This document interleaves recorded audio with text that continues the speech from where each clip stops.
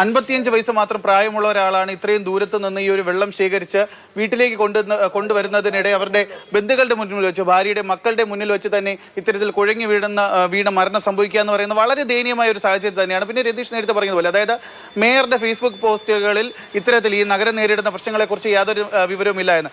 മേയറുടെ മാത്രമല്ല, ഈ രതീഷ് ഈ പോയ വീടുകളിലൊക്കെ തന്നെ ഈ 4 ദിവസമായി, ഇന്ന് 5ാമത്തെ ദിവസമാണ് ഈ കുടിവെള്ള പ്രശ്നം നേരിടാൻ തുടങ്ങിയിട്ട്. ഇവർ മേയറേയും അതുപോലെ തന്നെ കോർപ്പറേഷൻ കൗൺസിലർമാരെയും ഒക്കെ തന്നെ പലതവണ ഇവരൊക്കെ തന്നെ വിളിച്ചിരുന്നു. അവർ ആരും തന്നെ ഫോൺ എടുക്കുന്നതിന് വേണ്ടി ഒരു ആരോപണം മുന്നോട്ട് വെക്കുകയല്ലോ. അവിടെയുള്ള ആളുകൾ നമ്മൾ പറയുകയാണല്ലോ ഇങ്ങനെ ഒരു മരണം സംഭവിച്ചു.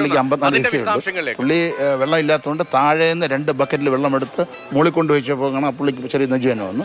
താഴെ കൊണ്ടുവന്ന് PRC കൊണ്ടുപോയി മരിച്ചു. അപ്പോൾ പുള്ളിക്ക് നേരത്തെ അസുഖം ഉണ്ടായിരിക്കാം. പക്ഷേ ഇതിനൊരു കാരണമെന്ന് പറയുന്നത് പുള്ളി രണ്ട് തൊട്ടി വെള്ളം എടുത്തുകൊണ്ട് മുകളിൽ കൊണ്ടുപോയതാണ് പ്രധാന കാരണം.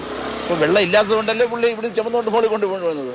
ആ ഒരു രീതിയാണ് സംഭവം നടന്നത്. അതേ സമയത്ത് പ്രദേശത്ത് നിന്ന് വെള്ളം ശേഖരിച്ചുകൊണ്ട്, അതെ, ആ പുള്ളി താഴത്തെ ഭാഗത്ത് നിന്ന് വെള്ളം ശേഖരിച്ച് മുകളിൽ കൊണ്ടുപോവാണ് ചെയ്തത് നനയ്ക്കാൻ വേണ്ടി. പക്ഷേ അവിടെ വെച്ച് പുള്ളി കുഴഞ്ഞു വീണു. താഴെ കൊണ്ടുവന്ന് PRC കൊണ്ടുപോയി മരിച്ചു. അതുതന്നെയാണ് രതീഷ്, അതായത് ഒരാളുടെ മരണം പോലും സംഭവിക്കുന്ന ഒരു സാഹചര്യം ഉണ്ടായെന്നാണ് പറയുന്നത്. അപ്പോൾ അദ്ദേഹത്തിന് മുൻപ് ആരോഗ്യ പ്രശ്നങ്ങൾ ഉണ്ടായിരുന്ന ആളാണ്. ഒരു പ്രശ്നമല്ല, ഷുഗർ മാത്രമേ ഉണ്ടായിരുന്നുള്ളൂ.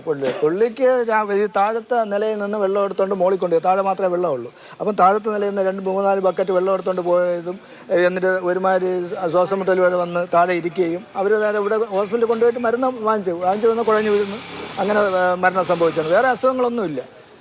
നമുക്ക് വേണമെങ്കിൽ അങ്ങോട്ട് ആ ഭവനത്തിലോട്ട് വേണമെങ്കിൽ പോവാം. നമുക്ക് അതായത് മറ്റു അസുഖങ്ങളൊന്നും തന്നെ ഇല്ലാതിരുന്ന ഒരാളാണ്